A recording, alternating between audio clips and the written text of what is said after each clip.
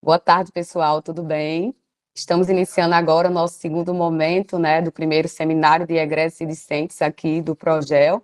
E antes da gente começar com as comunicações orais, na seção de literatura e de linguística, a gente vai ter uma apresentação artística, né? Nós estamos muito honrados de poder contar com a presença de Cecita, que é atualmente mestranda do Progel. E aí, Cecita vai aqui compartilhar conosco um pouco das suas poesias para brilhantar esse nosso momento, né? Eu vou falar um pouquinho sobre o currículo dela aqui e apresentá-la, né? Antes de chamá-la para se juntar a gente. Conceição Rodrigues é graduada em Letras e tem especialização em Literatura pela Fafiri, é mestranda em Estudos da Linguagem, né, como já foi dito aqui, pela UFRPE, é professora preceptora, leciona na rede pública de ensino do Governo do Estado de Pernambuco, organiza e participa de antologias, presta assessoria em produção textual em diversos gêneros e áreas, é mentora em escrita literária, publicou os livros de poemas Molhada até os Ossos e Os Dedos da Santa Costumam Faiscar, pela editora Patuá. Recentemente, ela lançou o livro de conto E Deus Não Acudiu Ninguém, também pela mesma editora. Cecita, seja bem-vinda, obrigada por ter aceito o nosso convite, e eu gostaria de chamá-la aqui para compor esse momento especial com a gente, que você pudesse declamar e partilhar seus escritos conosco, e também poder falar um pouco sobre o seu processo criativo. Oi, gente, boa tarde. Com muita alegria mesmo no coração, eu estou aqui com vocês para partilhar desse momento, né? Deixar registrado do meu carinho e da minha alegria de fazer parte do projeto, dizer que eu venho aprendendo muito como professora de educação básica, né? De quem está lá com os estudantes no dia a dia, dizer da importância desse curso para mim, como eu sinto a evolução em sala de aula com as aprendizagens que eu venho tendo no projeto, né? E também é uma honra estar aqui como escritora, como alguém que ama literatura, que produz literatura, para compartilhar um pouquinho com vocês dessa parte da minha vida que é tão importante e que é realmente uma base espiritual da minha existência. Enfim, aí eu trouxe dois poemas, né, desse primeiro livro. Eu saí selecionando as coisinhas mais light, mais leves. Do primeiro livrinho se chama Molhada até os Ossos, né, como já foi dito, que é um livrinho de poemas. E depois vou trazer mais dois poemas de Os Dedos das Santas Costumam Faiscar. Pronto. É, Sobre o processo de escrita, Molhada até os Ossos, tem uns poemas, né? Eu fiz uma reunião de poemas e textos que são muito voltados para o feminino, para essa representação da mulher, seja social, seja transcendental, mística, sensual, enfim, materno ou maternal, são várias representações, né, do feminino em Molhada até os Ossos. Vou ler dois poemazinhos para a gente fazer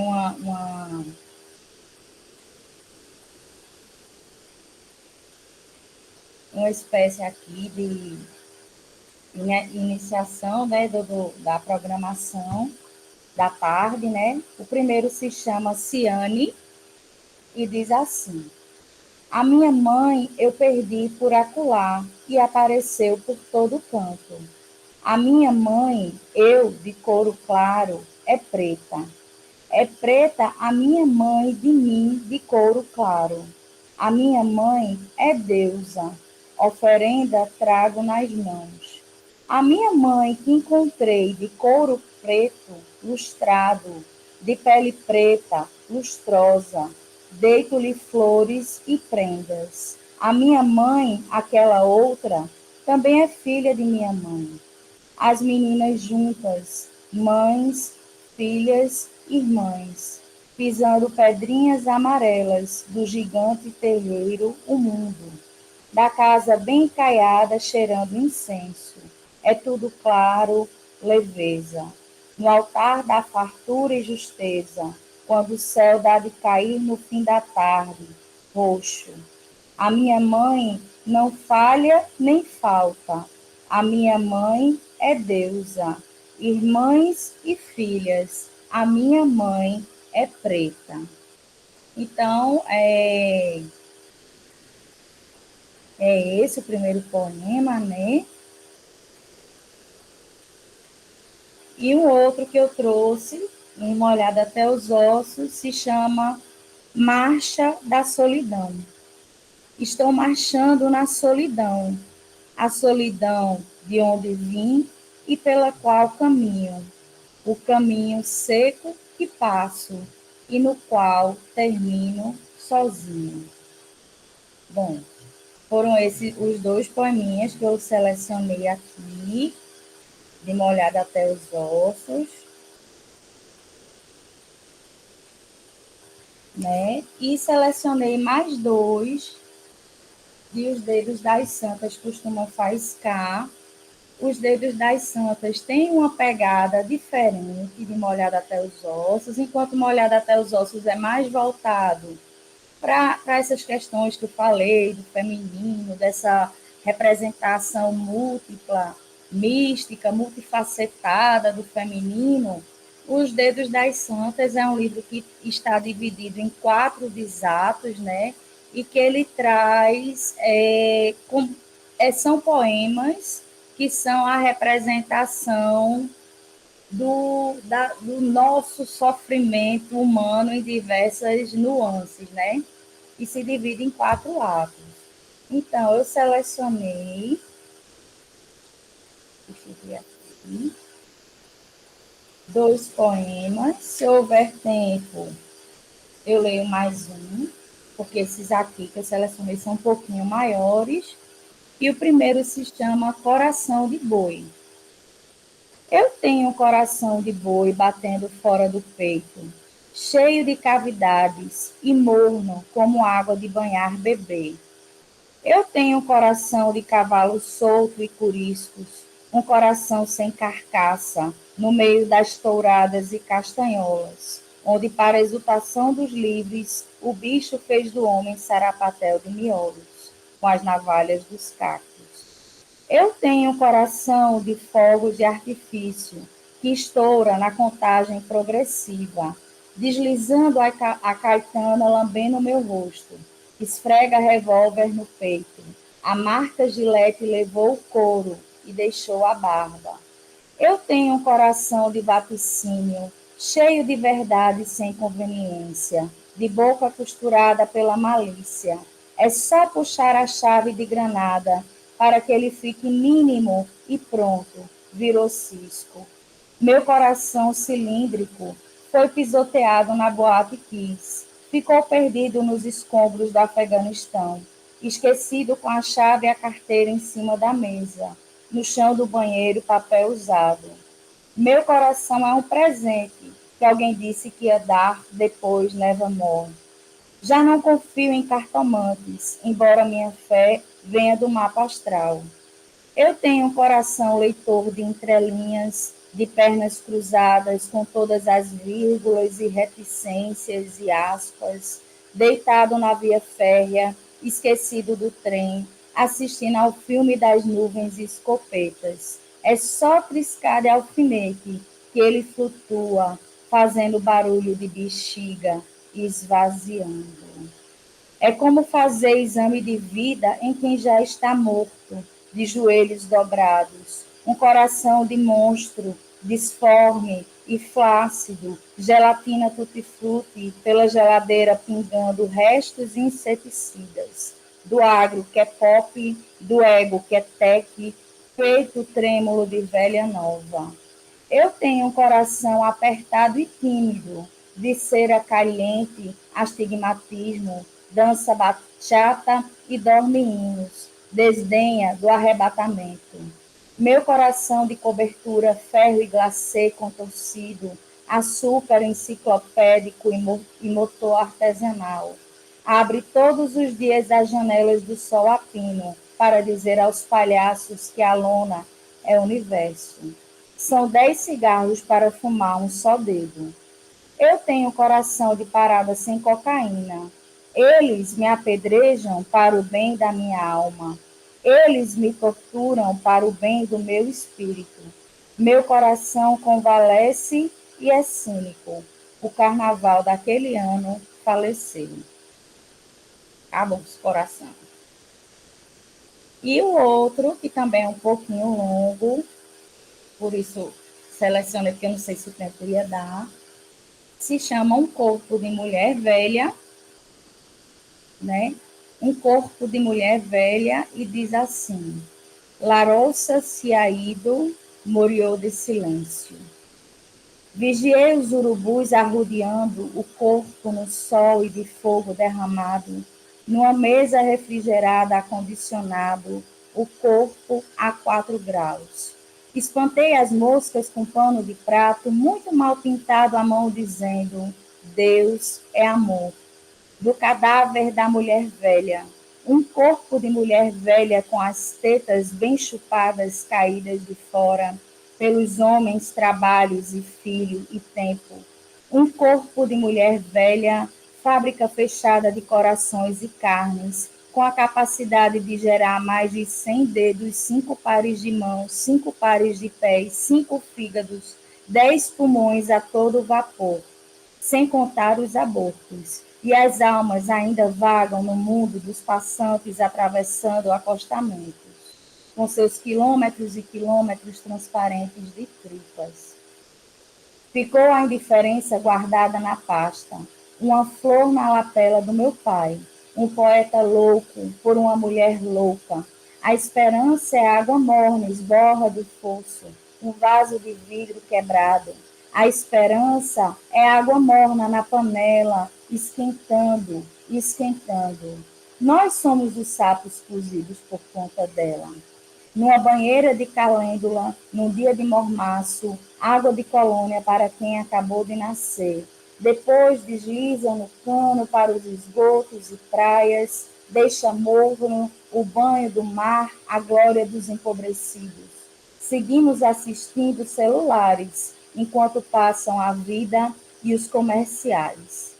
Um corpo de mulher velha, de olhos afundados, lábios escuros, as portas agora todas lacradas, a usina falida que gerou litros e litros de ar no sangue ansioso, os rios circulando por milhões e milhões de veias, bilhões de neurônios dopados de absinto, com as linhas das artérias enquanto costurava calções de vestidos, com os dedos pinicados do dedal que não conseguiu encontrar.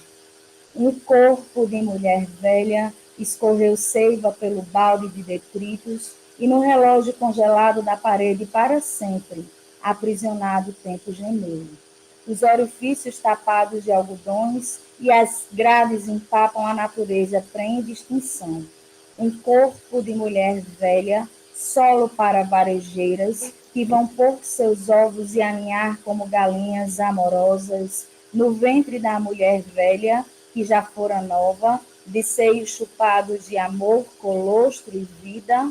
O corpo de mulher velha colherá as flores dos decompositores, carnes adubadas de seus jardins caudalosos e grávidos, no corpo da mulher velha, um corpo de mulher velha, vela derretida no oratório de sacrifícios na íris que assiste ao olho, uma fotografia emoldurada, no máximo se desfazendo, no corpo da mulher velha, um corpo de mulher velha se decompôs no tecido surrado e virou pó derretido em cápsula para cada trama do tecido na vala. O corpo da mulher velha, que já fora nova, com toda célula consagrada ao amor e preces, um corpo de mulher velha, que me olha do espelho, me aguarda, cada vez mais próxima. Somos cordão umbilical e umbigo. E eu derreto azeite no calor, comprido, espalhado, as cães brancas que florescem no jardim do meu juízo para uma vida que me valha. Um corpo de mulher velha para fertilizar o solo e a terra. Vai se dar em adubo e fonte para as mulheres que virão. Pronto, gente. Peço desculpas aí pelos cachorrinhos. Tem 3 aqui, mais um monte. Pronto, eu tenho tempo ainda.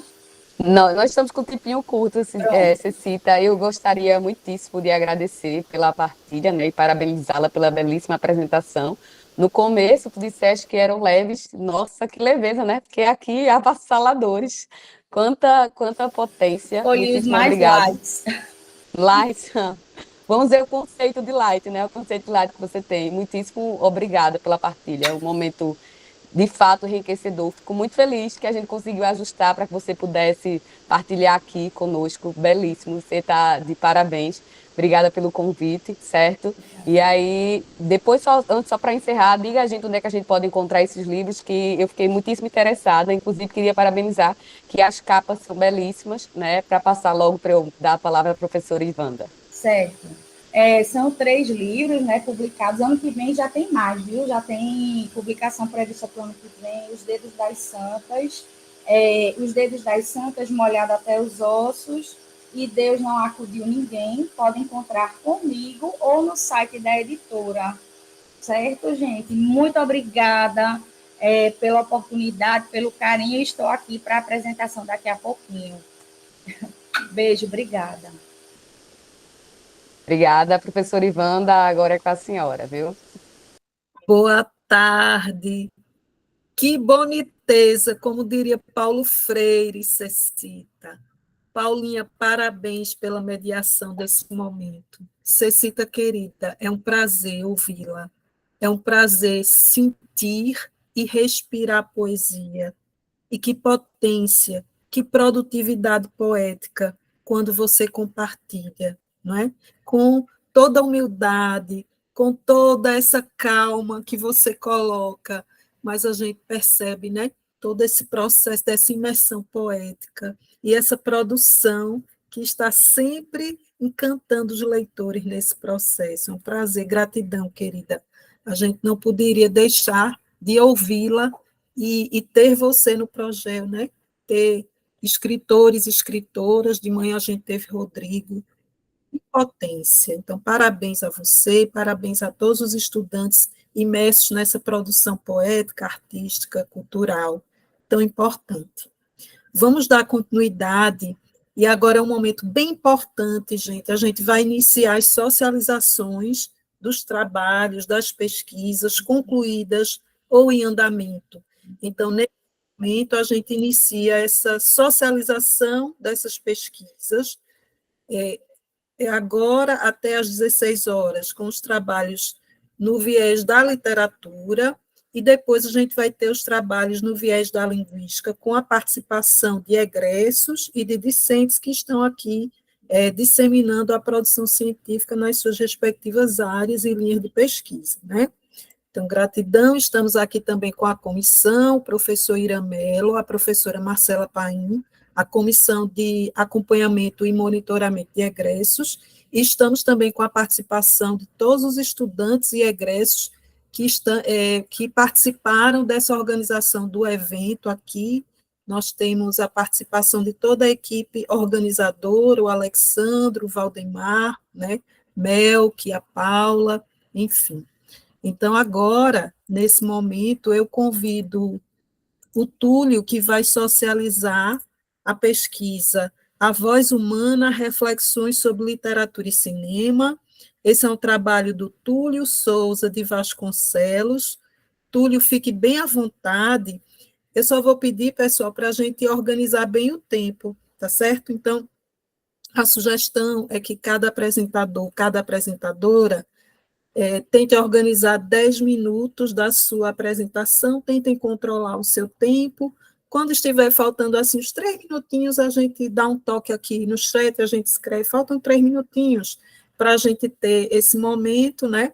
E depois a gente pode deixar, após a apresentação, rapidamente, alguns comentários, e na sequência a gente segue para a gente cumprir o horário direitinho. Então, Túlio, fique à vontade, se você desejar, pode compartilhar a sua tela, enfim, fique à vontade. Oi, pessoal, boa tarde, me ouvem bem? Sim. Quer dizer que é um prazer para mim, parabenizar pela organização do evento, em nome do professor Ivan, da professora Irã, professora Marcela, né, em nome da comissão, parabéns pelo evento, estou acompanhando desde cedinho, assim, de vez em quando dou uma saidinha por compromisso de trabalho, mas estou acompanhando o evento desde cedinho, desde a abertura de manhã, diante, já parabenizar, é um sucesso, acho que é importante esse momento de partilha. Parabéns a todos, todo mundo que está à frente do evento, parabéns. E depois dizer que eu sou, né, como a professora falou, eu sou Túlio Vasconcelos, sou da turma 2023, que acabei entrando nesse ano, sou mestrando do Progel, sou orientando da professora Brenda, e a gente estou no primeiro ano, né, pagando disciplina, e o meu projeto está em andamento. E eu sou da linha 2, né, assim como orientando da professora Brenda. E, para mim, desde o início, assim, como CERN, enfim, pensando muito sobre a questão de como o meu projeto, né, se adequa, enfim, como ele se encaixa no programa, eu acho que, desde o início, ele acabou dialogando diretamente com a proposta do que é o Progel, porque o meu projeto, ele dialoga 2 linguagens, literatura e cinema. Então, também eu já venho da comunicação, então eu estou trazendo, né, trabalhando com diferentes linguagens, né, que é o que essa interdisciplinaridade que o programa se propõe. Então, acho que é bem importante, de antemão, já colocar primeiramente isso. Em seguida, a gente vai adentrar mais na questão do trabalho, no andamento, né? E aí, o que é que eu proponho para a gente trabalhar? A gente refletir sobre uma obra literária, que é A Voz Humana, que é um texto de 1928, do Jean Cocteau, que é um escritor francês, e um filme homônimo, um curta-metragem homônimo de 2020, do cineasta espanhol Pedro Almodóvar. E aí a gente vai trabalhar essas 2 linguagens, mas o foco do meu projeto, da minha análise, não é em si adaptação, não é intersemiose de uma linguagem para outra, mas é analisar a questão da representatividade de gênero, o gênero feminino, né, quanto o masculino. E aí a gente vai, primeiramente, trabalhar a questão da relação do cinema com a literatura, primeiramente, né? Eu ia começar pelo começo, como diz o professor João Batista. E a relação entre cinema e literatura, ela vai se aproximar aí pelo ato de contar, né, pelo potencial de narrar, pela capacidade de criar esse espaço aí lúdico, transformador que a arte tem. E, por outro lado, num mundo com tantas histórias para se contar, a gente destaca as narrativas que inovam e que utilizam diversos recursos. A literatura e o cinema têm tentado, né, ao longo dos anos, ao longo da sua história, desenvolver uma relação de cumplicidade e de diálogo. São muitas obras cinematográficas, né, que adaptam a literatura. A gente está acostumado aí a ver muito livro, né, sendo levado para a sala do cinema. Mas essa relação esbarra em uma discussão eterna sobre a questão da fidelidade, sobre a adaptação, é uma questão é uma discussão bem importante nesse sentido. E com esse trabalho, com esse projeto que a gente está em andamento, em curso, eu busco tratar a inadequação dessa questão, levando em conta que cada arte, né, cada linguagem, melhor colocando, se desenvolve de acordo com a sua própria origem, sua própria linguagem, ao mesmo tempo que pode transmitir as mesmas mensagens. E aí, a gente vai tentar analisar se é mantida a essência, né, do livro no filme, a adaptação cinematográfica, mantendo a essência e as mesmas discussões trazidas ou não pela literatura, com CERN, sem esquecer do foco sobre a discussão dessas questões de identidade de gênero. E aí eu trago ainda para vocês o que é o cerne, a sinopse da obra, né? O livro é um monodrama que é ambientado em Paris, e uma mulher está em cena, ao telefone, com um homem que foi amante dela por anos, né? Inclusive esse termo utilizado. E aí o amado vai se casar com outra pessoa, com outra mulher, e deixa ela bastante triste. E o monólogo da peça mostra, né, esse texto, mostra ela bastante triste, o estado depressivo da personagem principal, que não tem nome. A nossa personagem principal não tem nome, tanto no livro quanto no filme. Aí já é uma questão que é trazida também para a obra cinematográfica. E também, durante a obra, a gente não, tanto no livro, a gente não tem o discurso, né? Não tem o texto da voz dele, apenas ela ao telefone. No filme, a gente também não ouve, não tem a voz do personagem masculino, e no texto são apenas reticências, quando seria a participação do homem na obra. E aí uma questão importante para a gente trabalhar você vê a questão primeiro do idioma. A gente vai ter o idioma original é francês do livro, e o filme, o diretor do filme é espanhol, só que o filme foi rodado com a fala, os diálogos são em inglês. Então a gente tem também um outro elemento importante. E o Almodóvar, falando do cineasta, do filme, professor, eu estou de olho no tempo, tá, Ivana? Então, eu estou de olho, estou aqui atento, mas eu sempre faço menos dos 10, o tempo que é dado. O Almodóvar, ele é um diretor conhecido, né? O foco do meu trabalho, a análise da representatividade feminina, é pano para manga para essa discussão, porque, né, para minha dissertação, porque o Almodóvar é um cineasta conhecido como um diretor de mulheres. Então, ele trabalha muitas questões ligadas ao universo feminino. São mães, avós, mulheres. Os personagens centrais são muito voltados para a questão feminina. E aí a gente tem pano para manga para trabalhar essas questões. Então, a contribuição, a meu ver, a priori, nessa primeira discussão inicial, enfim, da formatação do projeto, a contribuição do filme, ela se configura muito pela produção de uma subjetividade feminina, que, por um lado, reivindica a liberdade individual sobre o seu destino, seus corpos e sua sexualidade. Mas, por outro, a figura das mulheres confinadas em um espaço simbólico, sustentado pelo pensamento da diferença sexual, pela repaginação de alguns mitos reproduzidos historicamente, relevância essa que justifica a importância de aprofundar, de estudar mais essas obras. E aí, como teóricas, né, como um aporte teórico para o meu trabalho, para a questão da discussão de gênero, eu trago as discussões sobre o pensamento de Teresa de Lauretis, Simone de Beauvoir, também para a gente trabalhar, né, os conceitos primeiros sobre a discussão sobre o que é ser mulher, né, no mundo, e também sobre os conceitos e as contribuições de Judith Butler, também sobre as questões de gênero, né? E aí eu queria também trazer que eu vou trabalhar, como eu trabalhar de uma linguagem para outra, da literatura para o cinema, eu vou trabalhar com intersemiose, né? As questões sígnicas são um cerne também para a gente trabalhar a questão de uma linguagem para outra. E para análise de filme, eu vou utilizar as contribuições do Jacques Aumont e do Jean-Marie, que são autores que trabalham com análise de filmes.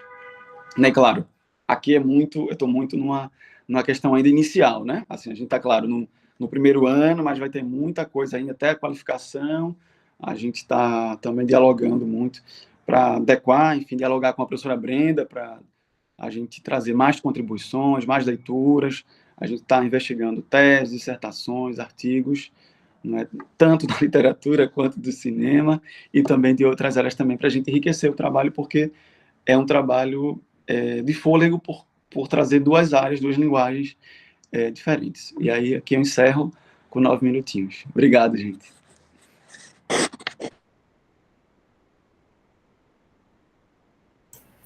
Parabéns, Túlio. Que trabalho lindo. E você disse que é inicial, mas a leitura que a gente tem já é um trabalho muito maduro, né? Das tuas pesquisas, já evidenciando a tua paixão pela literatura, pela linguagem da literatura, pela linguagem do cinema. E é muito interessante essa perspectiva intersemiótica que você traz para os seus estudos.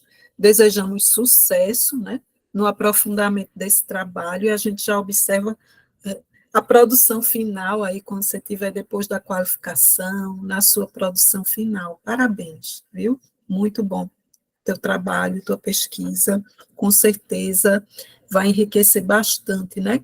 Esse teu processo de leituras, de produção científica nessa área, que a gente precisa cada vez mais, né? E como o teu trabalho está integrado a essa proposta do programa, numa perspectiva interdisciplinar, numa perspectiva de entender a linguagem nesse processo amplo, né? Como um fenômeno multifacetado.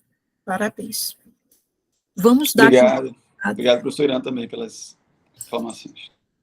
Vamos dar continuidade e eu vou colocar, gente, quem tiver, durante as apresentações, quem quiser fazer alguma questão, pode utilizar o chat nessa perspectiva, e a gente pode, a cada sessão, né, tentar dialogar rapidamente, e ao final de toda a sessão, que a gente vai ter uma série de trabalhos, aí a gente pode abrir para um debate maior, tá certo?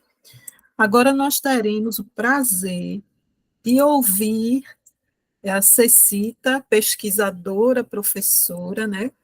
A professora Etelvina Conceição de Maria Araújo Rodrigues, a nossa querida Cecita, com o trabalho intitulado Literatura Viva na Escola, Conexões Dialógicas com a obra e a voz do autor pernambucano Raimundo Carreiro. Cecita, fica à vontade para você dialogar e apresentar também o seu trabalho, tá? Tá, joia. Pessoal, vou colocar aqui para apresentar.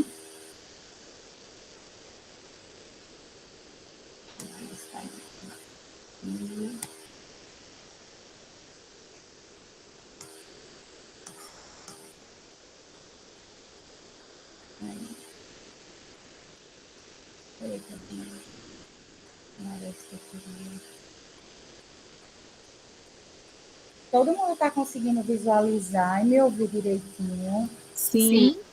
Pronto. Então, gente, esse aqui foi o trabalho que eu apresentei. Já estou numa fasezinha um pouco mais avançada, né? Nesse processo nosso, que já foi a qualificação. Após esse momento, né? Já há bastante modificação, muitos ajustes, muita coisa que está sendo feita. Mas, né, eu vou apresentar aqui para vocês, como Ivanda já falou, Literatura Viva na Escola, Conexões Dialógicas com a obra e a voz do pernambucano Raimundo Carreiro. Eu tenho a honra de ser orientanda da professora Ivanda, não é? E em fevereiro, se tudo der certo, como está caminhando, estarei nessa defesa aí. Então, a introdução do nosso trabalho é o seguinte: essa proposição de uma literatura viva na escola, a gente traz um diálogo com a proposta pedagógica em A Luta Verbal, de Raimundo Carreiro. Essa luta verbal de Raimundo Carreiro, gente, é um ensaio em que ele traz propostas de como utilizar a literatura em sala de aula para esse diálogo com a realidade, com o social, com a vivência do dia a dia dos estudantes, né? Então, traz prerrogativas sociais a respeito da educação para a formação de sujeitos leitores. A gente está trabalhando também com a formação de leitores, a compreensão da literatura como um direito, a importância do leitor no processo literário. Também trazemos no nosso trabalho metodologias para a formação, já disse, foi metodologias para a formação de leitores literários, e a gente traz uma outra obra de Raimundo Carreiro, que se chama Estão Matando os Meninos. Então, São duas obras do mesmo autor, sendo que a luta verbal é um ensaio com proposições da literatura em sala de aula, e a gente traz, por outro lado, Estão Matando os Meninos, que é uma obra literária, um livro de contos, né? E utilizamos ele para análise, para esse trabalho pedagógico em sala de aula, né? Com as reflexões e construções pedagógicas, né? Constituídas a partir da leitura crítica de Estão Matando os Meninos. Bom, a questão norteadora do nosso trabalho é a seguinte: uma literatura plenamente viva, baseada em metodologias e estratégias pertinentes, pode ser ferramenta para a formação de leitores literários, né? É nessa perspectiva que se dá o nosso trabalho. Como objetivo geral, a gente tem investigar a ensinagem da literatura na escola, considerando as vivências pedagógicas construídas por meio da leitura crítica de Estão Matando os Meninos, de Raimundo Carreiro, no cenário do ensino médio. Os nossos objetivos específicos, assim, né, só para relembrar um pouquinho que a gente já está modificando, que, assim, a vida do pesquisador, de quem está trabalhando, de quem está estudando, né, gente, quanto mais a gente vai fazendo, ver que tem que dar uma aprofundada melhor, estudar mais, vai modificando algumas coisas ao longo do percurso, mas esse aqui é o sumo mesmo do trabalho, né? Estudar a obra A Luta Verbal de Raimundo Carreiro nas interfaces entre literatura, educação, sociedade, traz uma pegada muito grande de crítica e desse olhar social, de como a literatura se dá, não é? Descrever vivências pedagógicas no processo de ensinagem da literatura no ambiente escolar, considerando a aplicação do projeto didático com discentes no ensino médio, e elaborar um desenho didático pedagógico para a formação de leitores no ensino médio, tendo em vista a leitura crítica da obra Estão Matando os Meninos, de Raimundo Carreiro. Bom, nesse livro, Estão Matando os Meninos, que é o livro de contos, né? A gente trabalha e faz análise crítica de dois contos. O conto 1 se chama O Artesão e o 2, Meninos ao Alvo, Atirar. Por que a gente escolheu esse livro? Juntamente com os estudantes, fazendo um levantamento de interesse deles, né? Da escola em que eu trabalho. Enfim, aí esse o livro que dialoga bastante com os propósitos da nossa pesquisa, não é? Tendo em vista a leitura crítica da obra Estão Matando os Meninos, baseados nas proposições de Cândido, buscaremos analisar a perspectiva social dos contos, compreendendo a literatura na interface com sua dimensão social, né? E escolhemos esses dois contos citados aqui, O Artesão e Meninos ao Alvo Atirar. O nosso referencial teórico, né, está dividido em 4 eixos. O primeiro, leitura literária, ensino de literatura e letramento. Aí a gente tem Zilberman, nossa Ivanda, Cosson. No eixo 2, ensinagem, com Anastasio. E o 3, o direito à literatura, que a gente traz o mestre Antônio Cândido, né? Estamos vendo ainda a estética da recepção e formação de comunidades interpretativas de leitores. Enfim, a metodologia do nosso trabalho, a gente parte da pesquisação. Para mim está sendo muito bacana, porque o meu cenário de pesquisa é o meu cenário de trabalho, e o que eu vou aprendendo na pesquisa, eu vou aplicando no meu trabalho, no meu dia a dia, e a pesquisação é muito interessante, porque a gente vai pesquisando, aplicando, vendo o que cabe, o que não cabe, refazendo, se autoavaliando junto com os estudantes, né, nesse processo que é cíclico, que é eterno, mas que é muito gratificante. A nossa pesquisa acontece no meu local de trabalho, que era em Padre Nécio Rodrigues, Os sujeitos da pesquisa são estudantes dos segundos anos, e a gente utilizou para a coleta dos nossos dados pesquisas, entrevistas, né? E nos nossos procedimentos para análise de dados é o TCLE, que é o Termo de Consentimento Livre Esclarecido. As etapas da nossa metodologia: identificação dos conhecimentos prévios dos estudantes com relação à leitura literária, mapeamento de quais metodologias podem ser aplicadas para a formação de leitores literários, aplicação das metodologias junto aos estudantes, né? E o passo 4, observação dos resultados a partir das metodologias aplicadas para prosseguir pesquisando. Aí tem aqui o nosso mapa conceitual, não é? Com as fases da nossa pesquisação, dividida em 4 etapas. Essa primeira etapa seria identificar os conhecimentos prévios dos estudantes com relação à leitura literária, compreender a proposta pedagógica em a luta verbal, que é o ensaio, né, que eu havia falado para vocês, e os nossos instrumentos, pesquisas, entrevistas e sondagens com os estudantes, entrevista com Raimundo Carreiro, que já está tudo prontinho, tudo direitinho. Na segunda etapa, mapear quais metodologias podem ser aplicadas para a formação de leitores literários e os nossos instrumentos, atividades de leitura oralizada e escrita para sondagem, entrevistas semi-estruturadas, rodas de diálogo com os estudantes, levantamento teórico de sugestões para a formação de leitores literários. A nossa etapa 3, aplicar as metodologias junto aos estudantes, de acordo com o levantamento feito previamente, e os instrumentos, atividades de leitura literária, de acordo com o levantamento das sondagens e pesquisas feitas com os estudantes e Raimundo Carreiro, além das orientações de base teórica voltadas à formação de leitores literários. E a nossa quarta etapa será observar os resultados a partir das metodologias aplicadas e prosseguir pesquisando a partir delas.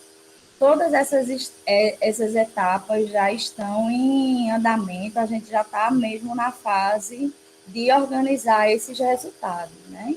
E os nossos instrumentos, levantamento do que os estudantes passaram a ler em leitura literária e de como as metodologias aplicadas foram recebidas por eles, nesses sentidos, através de conversas, entrevistas, pesquisas semi-estruturadas e autoavaliativas, e das preocupações e das produções pedagógicas realizadas a partir da leitura literária. Bom, as nossas considerações são as seguintes: que a partir dos nossos objetivos, compreendemos que estamos no processo de realizá-los. Estamos, na verdade, assim, num processo de finalização, né, de conclusão, muito de leitura e de releitura e de organização de toda essa parte teórica. Algumas coisas da nossa pesquisa quanto à ordem, estamos nesse processo, né, de organização, dessa etapa final, de melhora do texto, enfim, essa luta toda que quem está na academia compreende bem, né? Então, estudo da obra A Luta Verbal de Raimundo Carreiro nas interfaces entre literatura, educação e sociedade, né? Já temos condições de descrever algumas vivências pedagógicas. Na verdade, a gente já tem essa descrição dessas vivências pedagógicas, já tem os resultados disso, considerando a aplicação do projeto didático com discentes do ensino médio, né?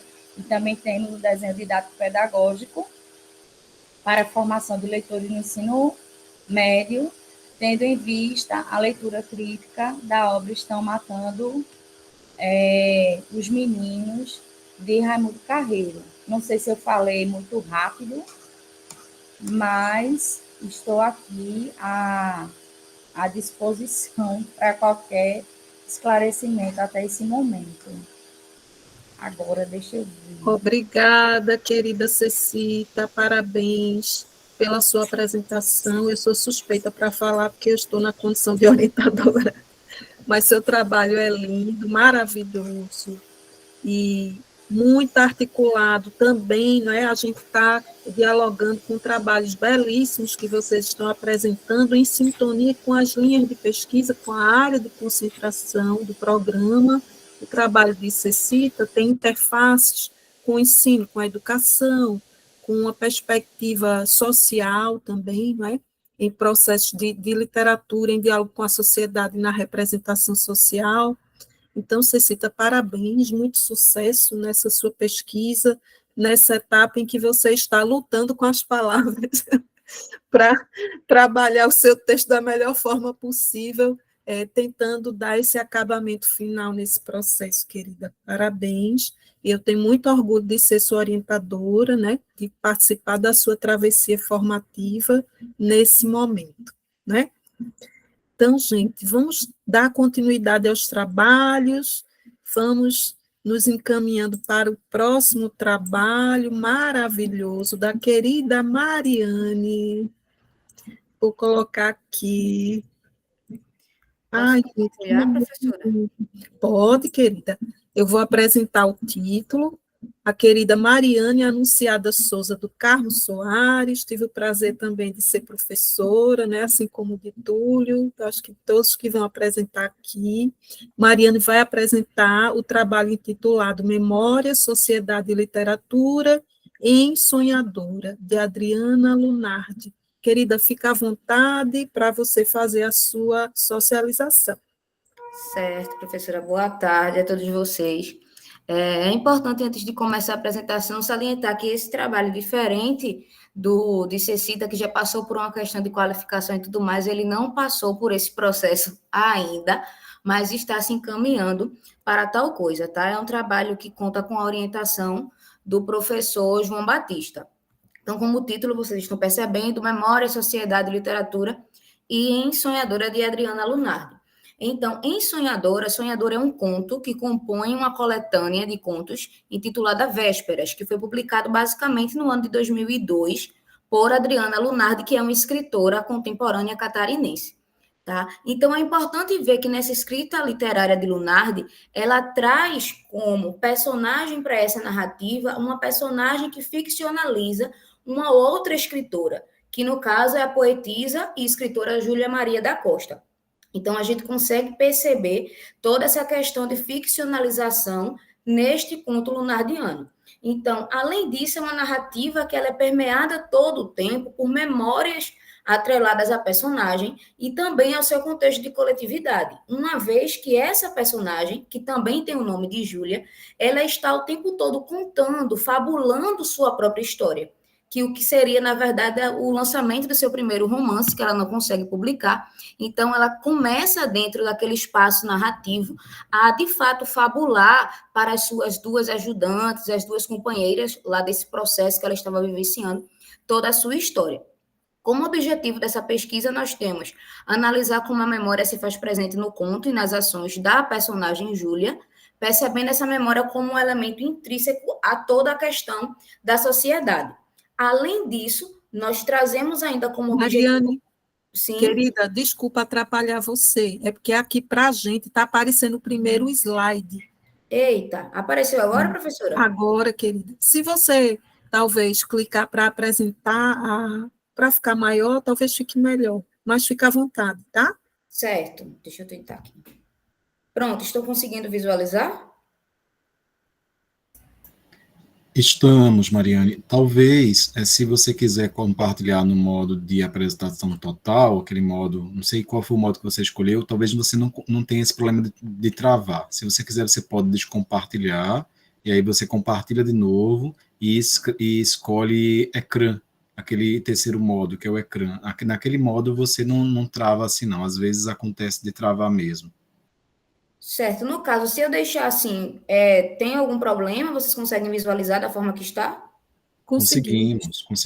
Talvez ainda trave, que é você apertar no botão para passar e não passe aqui para a gente. Aí a gente anuncia para você. Pronto, ótimo, então.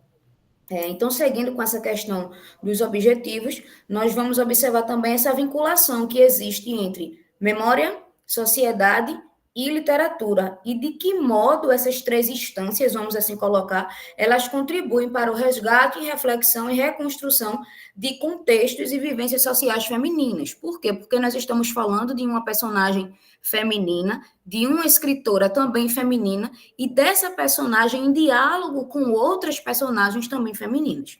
Então, é uma pesquisa qualitativa que tem um caráter bibliográfico e interpretativo. No que diz respeito ao ponto de vista teórico, foi utilizado para respaldar toda essa questão de memória individual, Bergson, tá? Que vai trazer a memória como uma fonte inesgotável, que vai permitir toda essa questão de permutação de respostas em diferentes contextos. E, a partir disso, ele vai colocar essas duas memórias, uma memória que imagina, que é chamada de memória pura, e a outra memória que repete, que é considerada memória hábito. E o passado ele vai ser visto como uma orientação do presente. Partindo por uma perspectiva mais coletiva, de memória coletiva, nós estamos utilizando o Rabuex, tá? Que vai dizer que o passado ele não vai ser entendido apenas como lembranças que são conservadas, mas como uma reedificação do presente. E vai trazer justamente que é por meio dessa coletividade que essas lembranças elas conseguem se manter vivas, justamente porque, na realidade, nós nunca estamos sós, estamos sempre vivendo esse contexto coletivo. Para respaldar toda a questão de sociedade, nós trabalhamos com Cândido, tá? Que vai trazer toda a questão da criação literária como uma necessidade de representação do mundo mesmo. E partindo ainda para essa questão de memória, por que eu coloquei aqui por último, fazendo esse movimento? Porque Ecleia Bose ela vai trazer algo muito interessante, porque ela vai falar dessa questão da sociedade, mas uma sociedade de velhos. Então, é algo bem mais específico. Então, a Ecleia Bose ela vai fazer essa união de memória e sociedade partindo dessa perspectiva de lembrança de velhos. E nós conseguimos observar que nessa obra lunardiana, a personagem ela já é idosa. É uma personagem idosa que é acometida por toda uma questão de cegueira e que tem o seu estar no mundo justamente ratificado por essa questão da lembrança, por essa questão da memória mesmo. Além disso, nós conseguimos já observar como resultados preliminares mesmo que o espaço de vivência dessa personagem funciona como um estímulo à memória de outras personagens que ali convivem com ela. Tanto que tem um momento da narrativa que essas outras personagens se deparam com quadros que Júlia pintou, e a partir disso elas começam a ter um resgate de memória e tudo mais, observando todo esse contexto de vivência que elas estão inseridas. Outra coisa bem importante que Bose ele vai colocar justamente é a presença desses objetos biográficos e objetos de status, que foi outra coisa que já pôde ser observada na narrativa. Enquanto os objetos biográficos são aqueles que acompanham a vida, acompanham a trajetória da personagem, os de status são que, de fato, trazem para um plano, tá, de visibilidade a questão de qual posição a personagem ocupa. E por que que isso é importante no conto? Porque por mais que estejamos falando e trabalhando com uma personagem mulher, idosa, nós estamos falando de uma personagem que representa uma classe burguesa. Então, não é uma mulher subalterna, é uma mulher que representa toda essa questão da classe burguesa. Então, enquanto alguns objetos presentes nesse ambiente de vivência dessa personagem, de fato, eles acompanham toda essa questão biográfica mesmo, de vida, de acompanhar o desenvolvimento histórico dela, por outro lado, outros ratificam essa condição dela enquanto mulher burguesa. Então, basicamente, é isso que a gente conseguiu observar agora de modo inicial, é como essa memória é um aspecto realmente muito inerente à obra e como ela contribui com toda essa questão de resgate, reflexão e reconstrução dessa coletividade. Por que que seria uma coletividade? Porque à medida que Júlia ela consegue trazer essa memória como recordação de algo vivido por ela, ela acaba acionando isso em outras mulheres que também estão naquele contexto de vivência. Então, à medida que é do ponto de vista individual, por isso que nós trabalhamos com Bergson, isso se estende para o ponto de vista também coletivo, justamente pela presença dessas outras personagens. Então, tratando-se da literatura, ela funciona como união e reverberação da cultura e memória e sociedade, tá? Foi visto que essa se configura como uma constante em todo o conto lunar de Ano, justamente porque Júlia ela se encontra em uma posição de narradora que, ao ficcionalizar sua própria história, pautada em suas lembranças, ela cria aquilo que seria o seu primeiro romance. Então, de fato, nesse conto, em Sonhadora, a gente consegue encontrar uma personagem que está a fabular a sua história e, através dessa fabulação da sua história, ela consegue acionar que memórias de outras mulheres não sejam vítimas dessa questão do apagamento social e que essas memórias elas possam ser despertadas. Então, aqui nós temos as referências e é basicamente isso. Parabéns, Mariane, querida. Que trabalho lindo, né? E que temática importante, potente nesse processo. Parabéns pela tua paixão pelo tema, pelo trabalho já consolidado em termos do aporte teórico e nessa análise literária que você está aprofundando. Muito feliz com a sua socialização desse trabalho lindo, viu? Continue, obrigada. vamos em frente. Gente, vamos dar continuidade, eu vou colocar aqui o título do próximo trabalho, tá certo? O próximo trabalho é intitulado A Ficcionalização do Real e as Representações de Mundo nas Narrativas Fantásticas, de Murilo Rubião. Esse trabalho é o trabalho da Manuela, vou colocar aqui, Manuela Cristina Marques da Paixão e Silva. Manuela está presente, gente?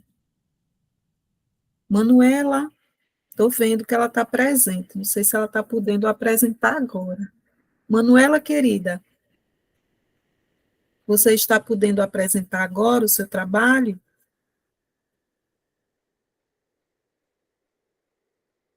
Professora? Oi, querida, estamos ouvindo você. Está podendo apresentar? Tô sim. Pronto, fica à vontade, Manuela. 10 minutinhos para a sua apresentação, tudo bem? Certo, tudo bem. Meu trabalho, como a professora colocou o título, né, envolve as narrativas, né, de Murilo Rubião. É um trabalho de literatura que está sendo orientado pela professora Amanda. Infelizmente não tá numa fase assim inicial e que precisou ter uma pausa porque eu estava de licença maternidade e retornei agora, estou retornando agora. Eu preparei os slides, mas eu não consegui, deu um problema no meu computador e eu não consegui organizar para a apresentação. A senhora está me ouvindo, professora?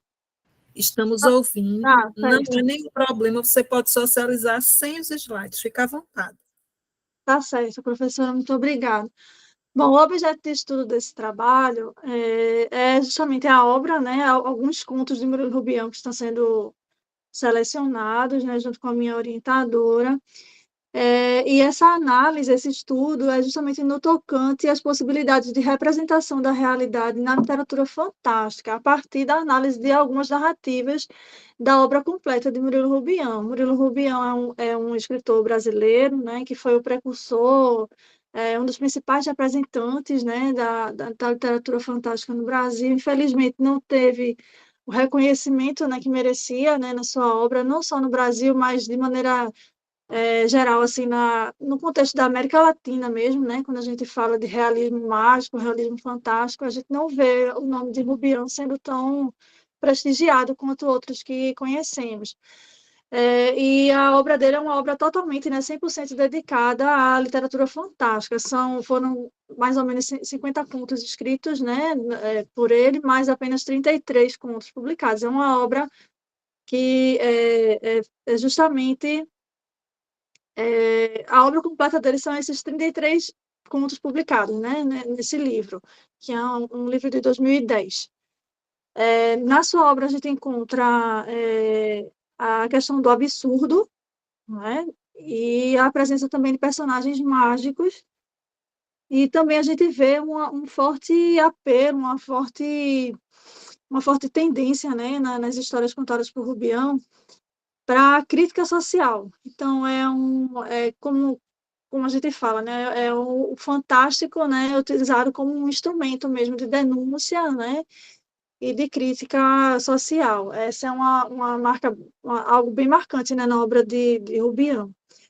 Como objetivo principal para o nosso trabalho, a gente pretende investigar as estratégias narrativas das quais Rubião faz uso para manipular a verossimilhança, né, o falso verossímil, e desestabilizar aquilo que conhecemos como realidade dentro de suas narrativas.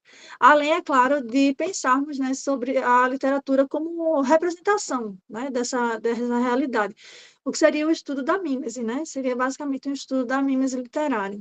Como pergunta norteadora do nosso trabalho, eu coloquei assim: partindo do conceito de realidade como algo não mais imutável, né, já que hoje a gente sabe que o conceito daquilo que é real já tem sido muito debatido por diversas áreas, né, não só a literatura, mas a psicologia, a sociologia, a filosofia, mas a realidade, partindo do conceito de que a realidade é algo que é construído socialmente, né, e por muitas vezes permeado de situações que são aparentemente estranhas e absurdas.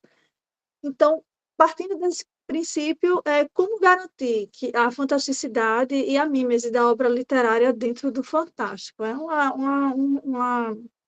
um trabalho que pretende realmente fazer uma apreciação mesmo estética, né, dessa categoria.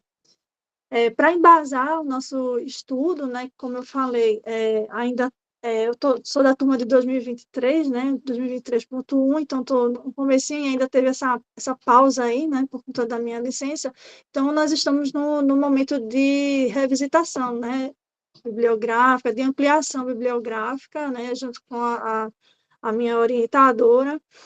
Então, nesse momento que estamos, né, estamos embasando a nossa pesquisa, revisitando alguns teóricos que discutem justamente esse tema, né, da mímese literária.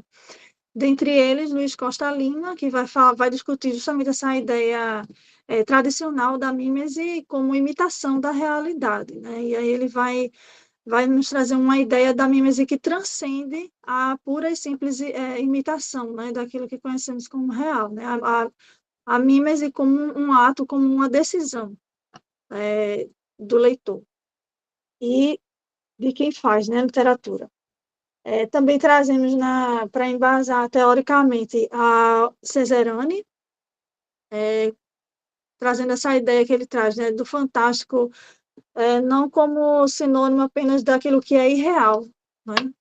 É uma obra fantástica, ela existe um realismo dentro do fantástico, que é isso que a gente vai ver na obra de Rubião, quando ele traz essa denúncia, essa crítica, né, social, quando ele utiliza, né, o fantástico para denunciar e criticar, na verdade, a realidade. Cesarani também traz uma ideia muito interessante também, que ele fala sobre a necessidade do conflito, né? O fantástico, ele se constitui, ele se constrói justamente nesse conflito, né, entre o que é real e aquilo que conhecemos como real e aquilo que achamos que é impossível, né, de acontecer. Trazemos também Ciffer, né, que é um autor de uma tese de doutorado muito interessante, que me foi apresentada pela minha orientadora, onde ele vai falar justamente do fantástico como um instrumento de crítica e denúncia, né? E ele traz esse termo, né, o realismo fantástico, né? No qual a gente coloca Murilo Rubião, né, como autor de realismo fantástico. E também não podemos deixar de trazer Todorov, né, que é o grande organizador das teorias, né, do fantástico, que ainda que não sirva para embasar aquilo que eu quero defender, mas é preciso trazê-lo, né, para que haja, inclusive, o confronto, né, das ideias. Bom, a metodologia, né, o que eu já vinha falando, né, assim, a gente está fazendo uma revisitação, ampliação da bibliográfica, né, dos autores que tratam desse assunto, desse tema, e também selecionando, fazendo as escolhas, né, dos contos, não vou utilizar todos, né, da obra completa, estamos selecionando, principalmente dando prioridade àqueles contos que vão trazer mais essa temática da crítica social, né, dentro dessa obra completa dele, desses 33 contos que foram publicados.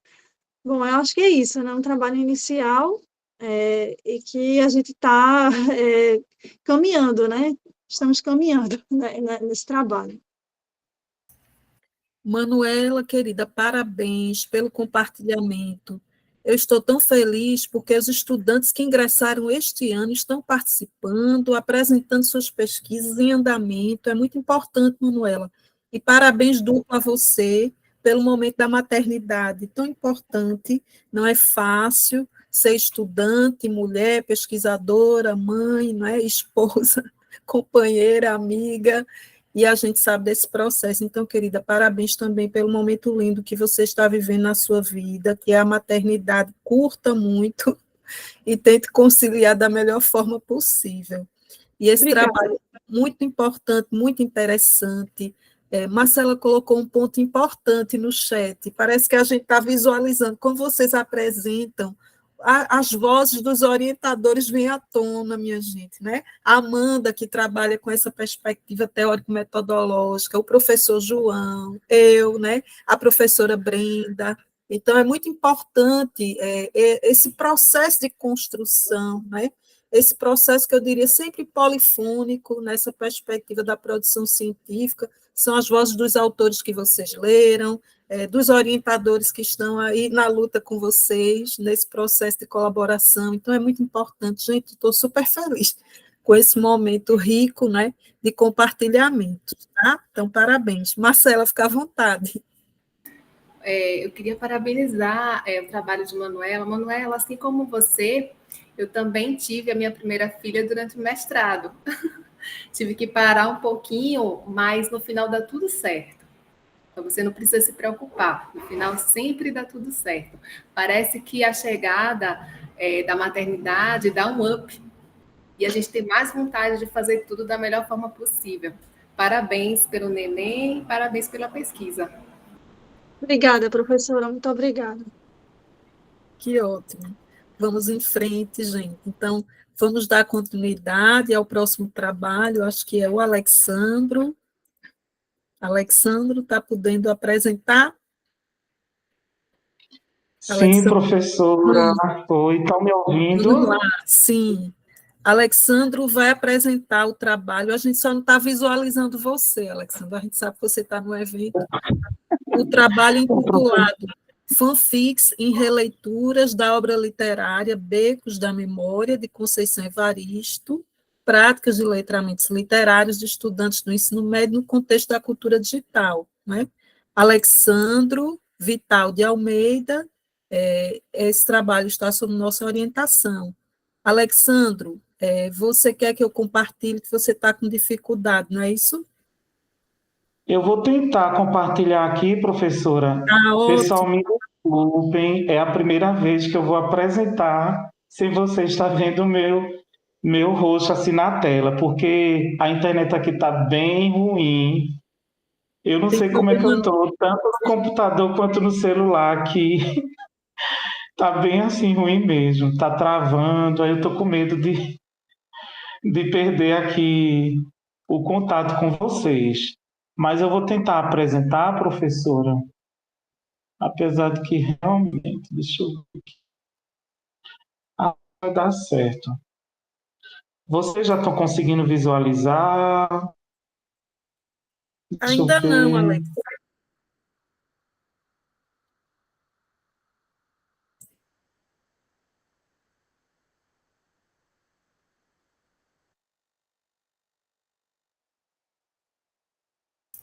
Agora estamos visualizando a sua tela com a sua foto.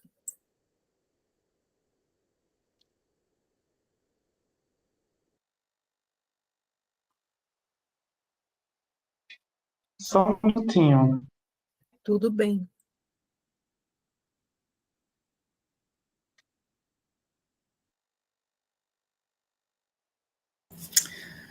Gente, eu queria aproveitar, enquanto o Alex está organizando a apresentação, para dizer que Val, que inclusive é da nossa comissão de organização, e Leane, que vão se apresentar na sessão de linguística solicitaram para serem as últimas pessoas a apresentarem. Eu até coloquei aqui por escrito agora, mas vou aproveitar que está nesse intervalozinho da apresentação de Alex para dizer isso.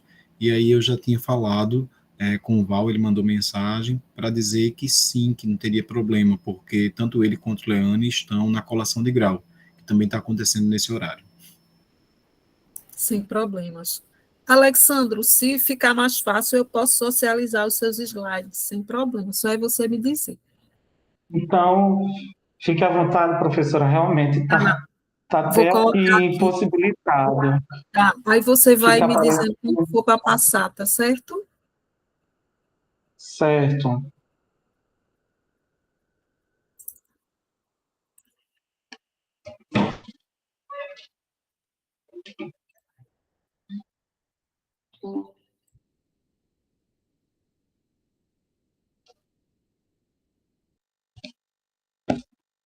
Pronto, pode iniciar. Pronto. Boa tarde a todos. Eu agradeço, né, e cumprimento a minha orientadora, a professora doutora Ivanda Martins, e aos prezados professores aqui presentes, aos egressos e discentes do PROGEL, o FRPE, e os quais eu tenho muitíssima gratidão. Eu sou Alexandro Vital de Almeida, mestre egresso do PROGEL FRPE, e apresento-vos esse estudo, que é um recorte da minha dissertação de mestrado. Esse estudo ele é intitulado Fanfics em Releituras da obra literária Becos da Memória, de Conceição Evaristo, Práticas de Letramentos Literários de Estudantes do Ensino Médio na Cultura Digital. Então, esse estudo ele faz parte da linha de pesquisa 2, Análises Literárias, Culturais e Históricas, né, que é, nesse nosso evento, a área de literatura. Pode passar, professora. Isso. Percursos iniciais da pesquisa. Então, a gente vê aqui, né, que a fanfic é uma produção contemporânea da cultura digital e faz referência às narrativas escritas por fãs, é o que diz a Guiar 2011, com base em releituras das obras artísticas e literárias. Então, a gente vê aqui que neste percurso, então, das novas formas de escrever, com vistas nas ideias de Levi 2007, no contexto da cybercultura, aparecem as fanfics, que é um gênero digital, como um novo espaço para práticas de letramentos literários. E segundo os preceitos de Bakhtin, 1993, que ele trata muito sobre o dialogismo, notamos que as fanfics elas vêm se revelando como fenômeno de criação literária, transformando e redimensionando as relações entre autores, textos, leitores no campo artístico literário, com isso apoiando no ensino de literatura. Pode passar, professora. Como questão norteadora da pesquisa, temos a seguinte: como as fanfics podem apoiar práticas de letramentos literários de estudantes do ensino médio, considerando o ensino de literatura em tempos de uma cultura digital. Pode passar. Como objetivos, temos aqui, né, aplicar o planejamento didático-pedagógico para a inserção de fanfics por meio de oficina literária, com vistas a dinamizar a educação literária no contexto do ensino médio. Outro objetivo que traçamos neste estudo é analisar fanfics produzidas por discentes do ensino médio com base na leitura da obra literária Becos da Evaristo, considerando características do gênero emergente e da cybercultura, da cyberliteratura, no contexto da cultura digital. Pode passar. Temos aqui as trilhas teóricas, como vocês veem em tela. Então, quanto ao referencial teórico, a investigação ela apresenta abordagem interdisciplinar, com estudos voltados nos campos da educação, ensino e literatura. Os trabalhos selecionados desta pesquisa aplicada servirão para um maior entendimento sobre cada etapa deste estudo, com vistas para uma maior compreensão dos eixos temáticos que compõem o aporte teórico e que caracterizam a temática deste trabalho. Pode passar, professora. Nos percursos metodológicos da pesquisa, esse estudo, essa pesquisa é de natureza aplicada, com abordagem quali-quantitativa. Trata-se de uma pesquisa-ação realizada em escola pública da rede estadual, com realização de oficina literária, justamente com base na sequência básica de COSSOM 2014 e com aplicação de questionário semi-estruturado pelo Google Forms em sala de aula com os estudantes para avaliação diagnóstica das demandas de aprendizagem dos discentes em relação às práticas de letramentos literários. Em relação aos procedimentos de análise e interpretação de dados, utilizamos, na verdade, as orientações da análise do conteúdo de Bardan 2011 para o tratamento dos dados coletados nos questionários disponibilizados. Em relação às questões éticas, a pesquisa ela foi aprovada em processo na plataforma Brasil, desse modo, seguindo todos os padrões da legalidade moral e ética dos alunos participantes. Pode passar, professora. Como capítulo de resultados e discussão, vamos apresentar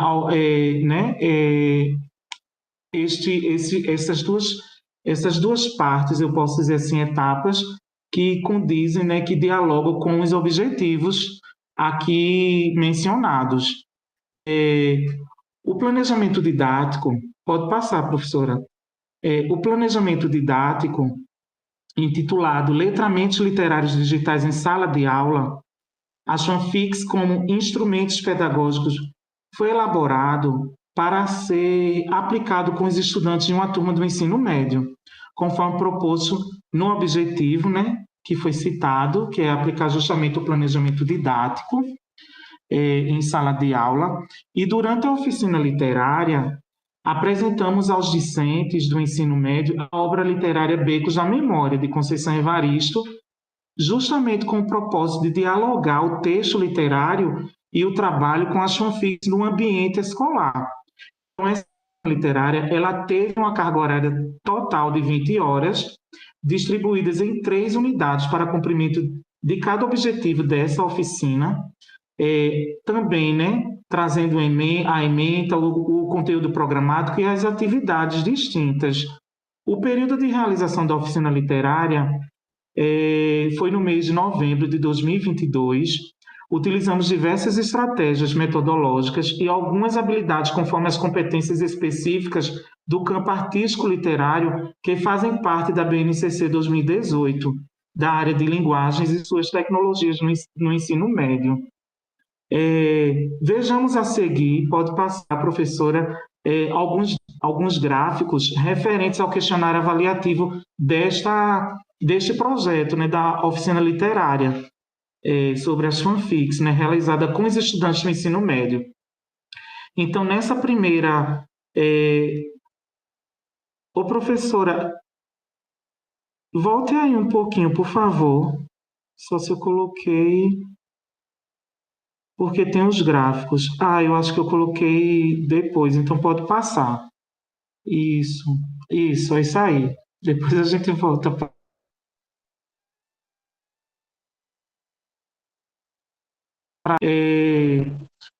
Pronto, neste gráfico, pessoal, identificamos que 88,9% dos estudantes informaram de maneira positiva que a oficina literária ela ampliou o repertório de leituras, visto que sabemos que a educação literária ela está sendo trabalhada cada vez mais de forma fragmentada, tanto nas aulas teóricas quanto nas aulas práticas das escolas do Brasil.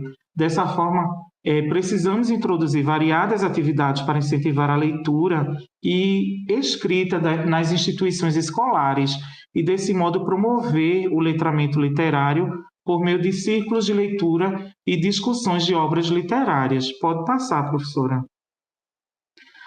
Neste outro gráfico, a gente identificamos aqui que 83,3% dos estudantes informaram que a oficina literária proporcionou e motivou a escrita literária, produção de textos literários, a exemplo das fanfics, como a gente vem trabalhando. Então, a gente vê aqui Pode passar, professora, que a oficina, esta oficina literária, ela proporcionou momentos de leituras, releituras, interação e produção de fanfics pelos estudantes. Desse modo, como etapa final da oficina, os alunos eles foram convidados, né, a produzirem e apresentaram também, produzirem fanfics e apresentaram para a turma as suas criações literárias, né, com base na leitura da obra literária de Conceição Evaristo. Uma vez que a obra literária da autora ela apresenta uma diversidade de relatos ou memórias com temas variados sobre as condições de vida numa favela, além de outras temáticas abordadas naquele tempo e espaço retratados pela escritora. Dentre os sites trabalhados na oficina literária, os alunos utilizaram o site de fanfics Wattpad e também o site de fanfics Spirit Fanfiction, para publicarem, né, as suas produções, as suas fanfics. Como produto final, obtivemos, né, 12 fanfics produzidas pelos estudantes da turma do ensino médio, só que no nosso trabalho em si a gente analisou, né, de acordo com a análise de conteúdo de Bardan 2011, a gente analisou, fizemos uma leitura flutuante das fanfics e optamos por analisar apenas 2 fanfics desse discente. Como vocês estão vendo aí em tela, essa primeira fanfic, ela é a fanfic intitulada Cidinha.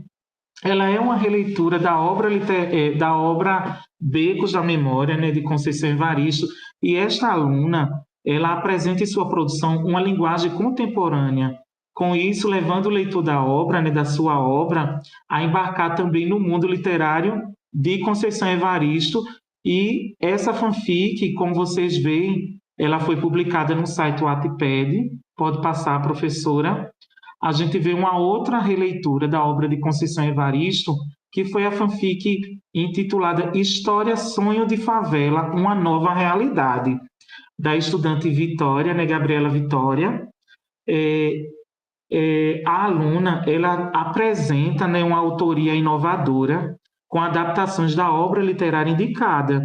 Ela também traz em seu texto diálogos entre os textos.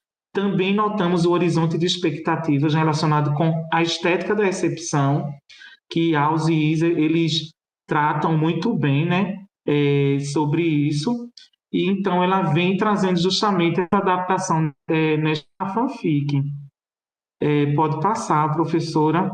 Então a gente vê aqui que podemos destacar nas fanfics das estudantes o processo de absorção e transformação de um texto em outro, ou seja, um processo de recriação da obra literária original noutra obra a partir de vários recursos adquiridos deste gênero digital para a promoção da leitura e escrita literária dentro e fora do ambiente escolar.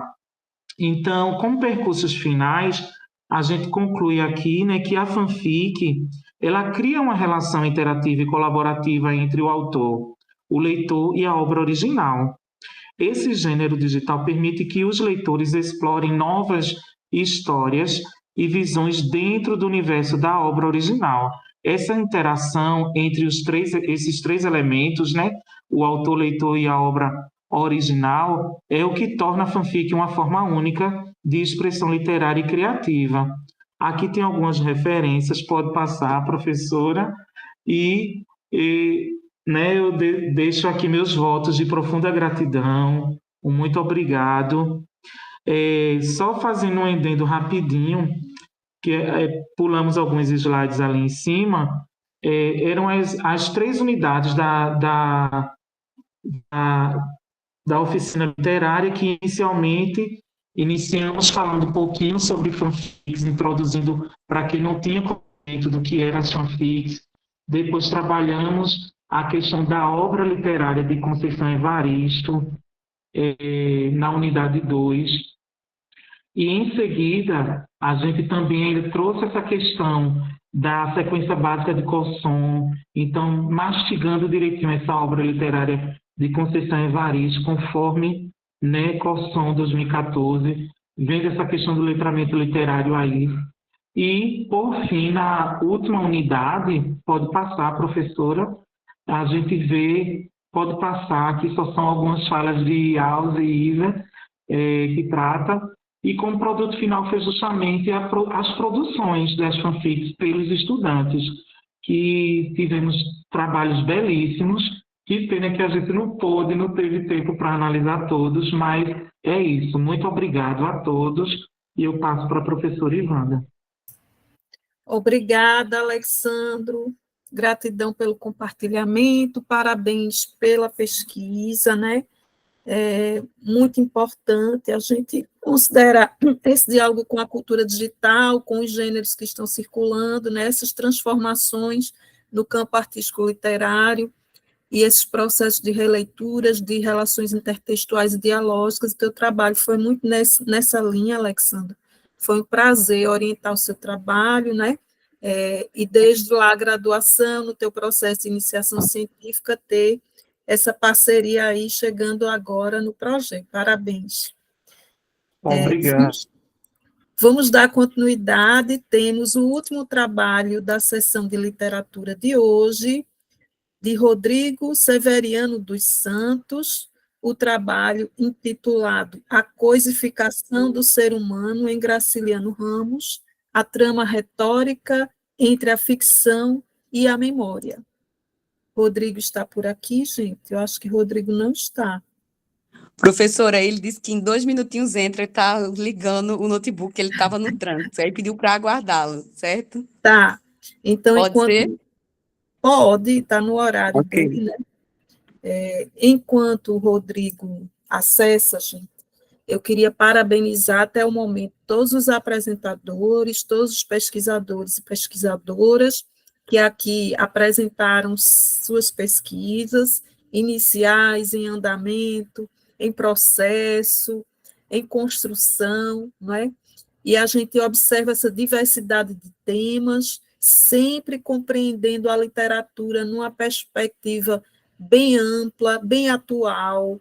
Importante a gente ter essa compreensão do fenômeno literário, não só numa perspectiva artístico-estética, mas, sobretudo, em alinhamento à questão do próprio programa, né, da área de concentração, nessa interface com outras áreas, com outras disciplinas, com as dimensões históricas, sociológicas, culturais, com os processos de representação, com a questão da memória. Então, a riqueza aqui dos trabalhos, com a cultura digital, com a cultura escolar, a riqueza dos trabalhos que foram compartilhados refletem, né, essas diversas vivências, as diversas experiências, e parabenizar vocês pela paixão, quando vocês apresentam o termo, que desenvolvem essa paixão. Sem paixão a gente não avança, né? Então, o pesquisador, ele precisa ter esse envolvimento com o tema, porque o trabalho é de vocês. Os orientadores, nós orientadores, somos apenas mediadores do processo.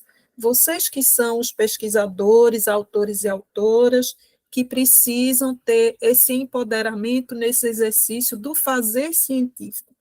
E eu sempre coloco que na área de literatura, a literatura, para mim, tem essa dimensão desse fazer. Não é só a questão estética, mas a gente precisa encarar a literatura nesse processo amplo, dialógico, nesse processo de integração e articulação com a cultura, com a história, e nessa proposição de fazer também da literatura esse campo tão encantador de produzir também ciência, né, considerando a literatura em toda a sua especificidade. Então, a gente precisa desnudar esse olhar, encarar para além de leitores e leitoras de literatura, pesquisadores, cientistas no campo artístico-literário, assim como já ocorre com a linguística aplicada, com a linguística em suas várias dimensões e suas várias interfaces. Eu acho que nós, do campo dos estudos literários, precisamos ainda construir essa luta de forma contínua, né? De socializar as experiências, de nos colocarmos nessa posição, autores, autoras, pesquisadores, pesquisadoras, que estão aí disseminando, né, as produções científicas na área, né, e sair de uma dimensão só da literatura como um fenômeno belo, inalcançável. A literatura é muito mais do que isso, né? Ela faz parte de todo um processo cultural, e a gente observa em vários trabalhos que vocês apresentaram muito essa dimensão do Cândido, dessa integração da literatura com o aspecto social, o direito à literatura nesse processo de democratização do acesso, né, a essa construção desse conhecimento é muito importante. Não tá, Paula, aqui não está aparecendo para mim a chamada dele. Ele Hoje não vou tá aqui, ele falou, estou esperando me aceitarem. Vou reforçar aqui. Aqui não está aparecendo para mim. Eu estou com 2 notebooks. Diz para ele sair e tentar de novo, tá? Para mim não está. Verifica, Paulinha, se ele Está com o link certo, né? Está com o link certo, exatamente. Pronto, assim que ele conseguir, a gente finaliza e a gente vai ter a próxima sessão com os trabalhos na área de linguística, né? Não, eu ia dizer, ela voltou agora. Paula, verifica se ele está com o link certo, Isso. se esse mesmo, o final dele é LDN, de navio.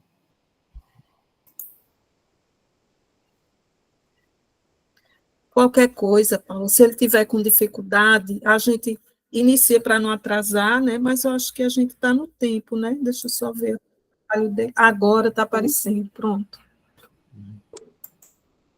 Agora ele apareceu. Opa, ok. Rodrigo. Pronto. Rodrigo, seja bem-vindo. Tudo Consegui bem? pelo celular. Vamos lá. Rodrigo, mais uma vez, gratidão por sua participação, né, na exposição artística pela manhã.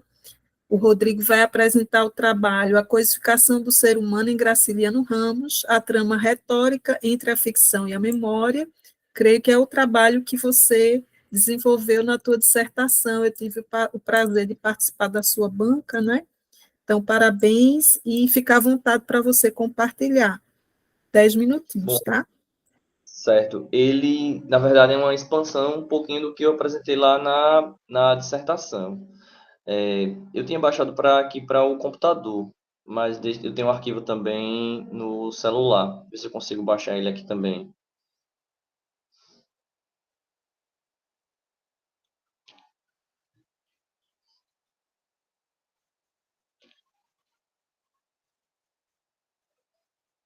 E aí eu vejo se vocês conseguem me ver.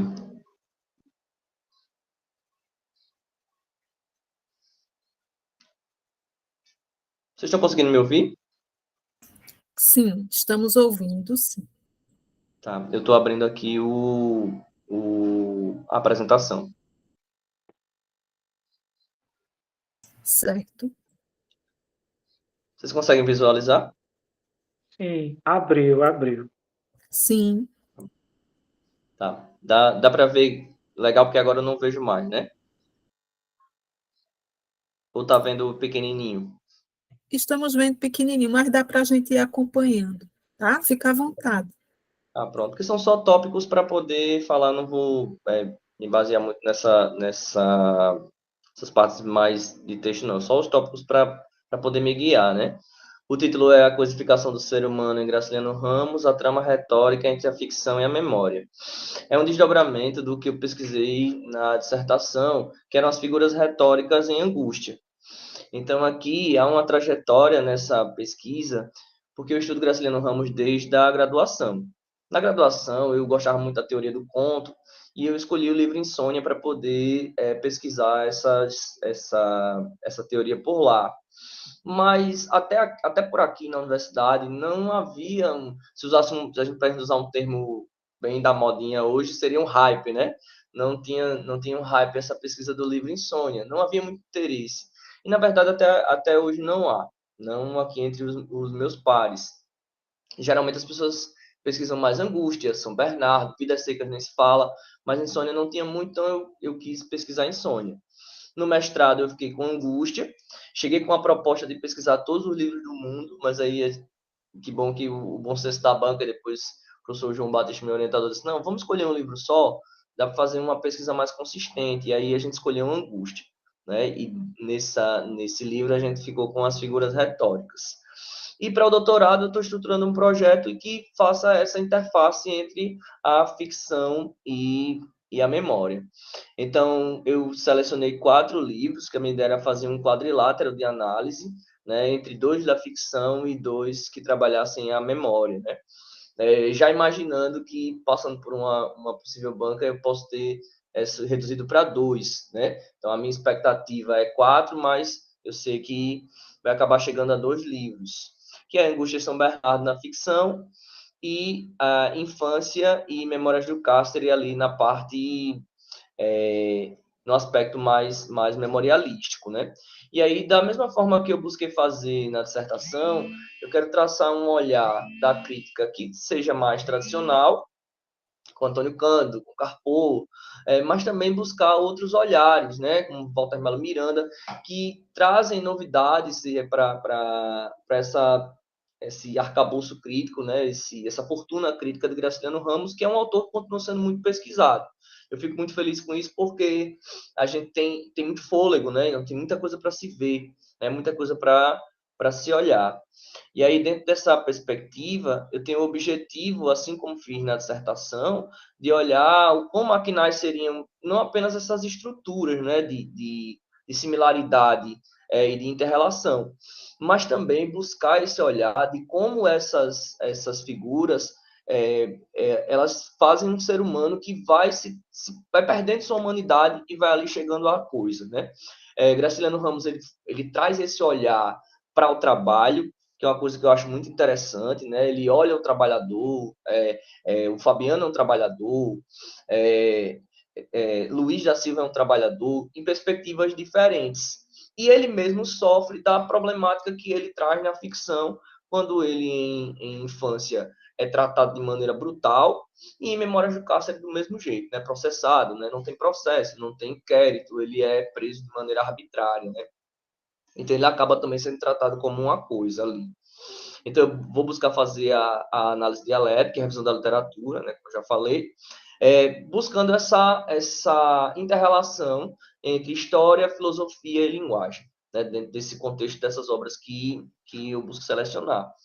E aí, como já fiz o teste na dissertação, eu percebo que há um reconhecimento dessa simbiose entre ser e coisa, né, na obra de Graciliano, e que essas figuras retóricas elas são usadas para poder apresentar essa figura, né, ou essas figuras que são, ao mesmo tempo, brutalizadas, são também coisificadas, tá? Então, aqui as leituras eu já falei um pouquinho. Já me perguntaram assim, por que escolher essas obras em específico, né? Quando a gente lê um pouco mais as obras de Graciliano, a gente vai percebendo que há relação entre as coisas que ele diz, tanto nos livros memorialísticos quanto nos livros ficcionais. Por exemplo, quando você lê São Bernardo, você vê que ele fala de um autor de um livro que nunca é escrito. Então, ele diz assim, antes de começar este livro, imaginei construí-lo pela divisão do trabalho. Então, aqui tem várias coisas que eu acho bacana analisar. Analisar essa fragmentação do trabalho, a própria necessidade de trabalhar e a ironia que há, porque essa fala é dita por Paulo Honório, que é um cara que humilha os seus trabalhadores, que vence de maneira desonesta. Então, ao mesmo tempo que ele está falando de um trabalho que é intelectual, que não era a praia dele, ele é um cara também de humilhar e brutalizar os seus comandados, né? Eu acho interessante buscar, nesses aspectos da memória, traços da vida de Graciliano Ramos que são... Não é que apareciam nos livros, mas que faz a gente perceber que é provável que ele também tenha vivido certas nuances que levaram a buscar apresentar esses seus livros ficcionais. Por exemplo, há uma passagem dele aqui em Memórias do Cárcere, que ele fala sobre uma busca de uma memória específica, que foi o dia que ele soube que ia sair da prisão. E ele traz uma pessoa que ele tinha muito carinho, né? Ali mesmo ele sendo um cara extremamente bruto, ali ele tinha muito carinho, que era Nise. E aí, nesse trechinho, ele diz, naquela noite, depois de fecharem os cubículos, Nise bateu na parede e ofereceu-nos, através de um buraco, uma notícia. E iam ser postas em liberdade cerca de 20 pessoas. Isso não me interessou, havia me habituado às listas, e a ideia da colônia deixara de apavorar. Mas quando o guarda seguiu a porta e gritou meu nome, estremeci, quis ver o papel datilografado que ele trazia na mão. Satisfeita a exigência, vesti-me às pressas, atarantado, arrumei os troços da bagagem leve. Então, ele mesmo passando buscando esse fio da memória, ali sendo conduzido também pela Nise, né? Que era uma parceira dele ali na colônia. Há outro trecho que eu acho interessante destacar, que é que esse eu levei na dissertação, né? Trago aqui novamente para poder destacar, quando o Luiz da Silva, ele também tem a sua reflexão de memória, né? Por isso que eu falo, essa trama entre a ficção e a memória. Se pudesse, abandonaria tudo e recomeçaria as minhas viagens. Esta vida monótona, agarrada à banca das 9 horas ao meio-dia, e das 2 às 5. É estúpida. Vida de sururu. Estúpida. Quando a repartição se fecha, arrasto-me ao relógio oficial, meto-me no primeiro bonde de Ponta da Terra. Então, ele acaba sendo anulado pela sua própria condição de trabalhador. E aqui há um trecho interessante, porque ele era um servidor público, né? Então, ele traz inúmeras vezes no livro Angústia como o trabalho dele não tinha significado para ele, era um trabalho extremamente desumanizado e até, de certa maneira, não importante para... Ele não considerava o trabalho dele importante, né? E ia se arrastando. Então, aqui só um trechinho das obras, né? São as capas das obras que eu gostaria de analisar. Como eu falei, não tenho ainda certeza absoluta se todas podem ser analisadas em conjunto, mas é uma proposta, né? Talvez 2 delas, né? Uma de ficção e uma memorialística, para formar esse conjunto aqui que eu tenho imaginado que vale a pena pesquisar em Graciliano. E para encerrar, eu trago um trecho que é meio uma síntese que eu tenho mostrado nas apresentações sobre Graciliano, do que eu vi em Angústia e começo a também buscar em outras obras, que é essa ideia de que a Graciliano usou figuras retóricas para mostrar como a gente vai sendo mecanizado na nossa vida e que a gente se parece muitas vezes como uma engrenagem, né? E isso ele foi destacando ali, falando de pessoas, inclusive ele mesmo, né? Esses personagens, da virada do século XIX para o século XX, onde o Brasil, mesmo com uma urbanização tardia, buscava ali se parecer um pouco com a Europa, em alguns sentidos, inclusive nessa parte industrial. E aí, esse trabalhador, anulado pela sua própria condição, né, pela sua dupla condição, vamos pensar assim, de trabalhador e de ser humano, não conseguia, o que a gente falou tanto hoje de manhã, né, humanizar nossas relações, né, mesmo virtualmente.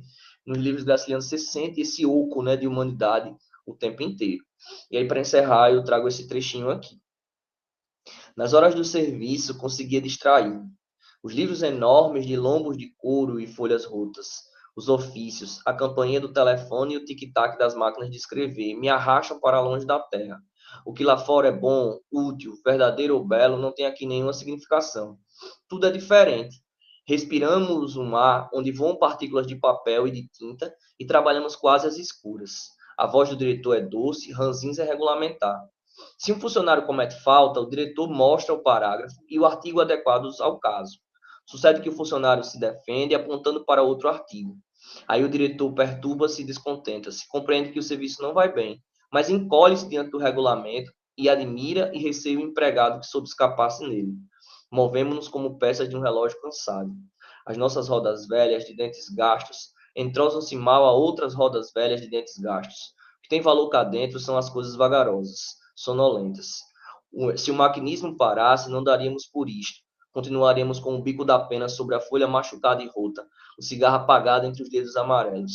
Deixaríamos de pestanejar, mas ignoraríamos a extinção dos movimentos escassos. Os rumores externos chegam-nos amortecidos. Que barulho, que revolução será capaz de perturbar essa serenidade? Então, esse é uma síntese justamente desse movimento que Graciliano Ramos fazia, né? E que eu apresento através das figuras. e que nesse movimento ele busca mostrar esse ser humano que cada vez mais se desumaniza e que no nosso mundo contemporâneo eu acho que foi acentuado.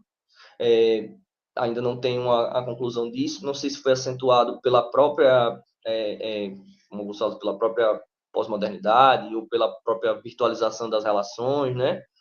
Em que momento isso chegou, eu não tenho uma conclusão sobre isso, é algo para se debater bastante, mas vejo que a ficção ela traz cada vez isso mais forte e como pesquisador de literatura eu busco refletir como outras obras antes do momento que a gente vive agora já traziam isso de certa forma, que eu acredito que é o que Graciliano Ramos fez. Não é isso? Em síntese é isso. Obrigado. Parabéns, Rodrigo, pelo trabalho. A gente já observa que você está num processo de aprofundamento da tua pesquisa no âmbito do mestrado, talvez com vista já num doutorado, né? E você tem essa continuidade, ampliando o seu corpus literário, trabalhando com esse autor maravilhoso, eu adoro Graciliano, né? A gente precisa cada vez mais, eu acho que o teu trabalho reforça muito esse caráter inesgotável da obra literária, sempre aberta a várias possibilidades de leitura. Parabéns pela pesquisa que você apresenta, desejo muito sucesso aí nesses desdobramentos futuros, e é isso. Gente, eu acho que a gente está já se encaminhando para esse encerramento desta sessão de literatura. Nesse momento, eu abro a palavra para, se alguém quiser tecer algum comentário, colocar alguma questão, fiquem à vontade para a gente ter esse momento de encerramento deste bloco. Alguma questão? Alguma pergunta? Pronto, então... Eu gostaria só de parabenizar os trabalhos muito interessantes e a exposição sempre muito clara. A minha formação é toda na área de linguística, mas eu sempre tive uma quedinha por literatura. E ver os trabalhos dos alunos é muito importante, muito interessante, né? O gosto como eles apresentam as suas pesquisas, o andamento das pesquisas, os desdobramentos também das pesquisas, porque muitos deles já apontam, né, cenas dos próximos capítulos, e é muito interessante observar o gosto que eles têm pelos trabalhos que fazem. Então, parabéns pelas pesquisas realizadas, pelas apresentações tão claras que até para quem não é da área, a gente consegue acompanhar e consegue entender. Parabéns. Muito bom. Pronto, então estamos encerrando aqui. Mais uma vez, parabéns a todos os apresentadores e vamos dar início à próxima sessão. Para facilitar a organização, eu vou fechar aqui a gravação desse momento e a gente vai abrir uma nova gravação com a outra sessão, ok?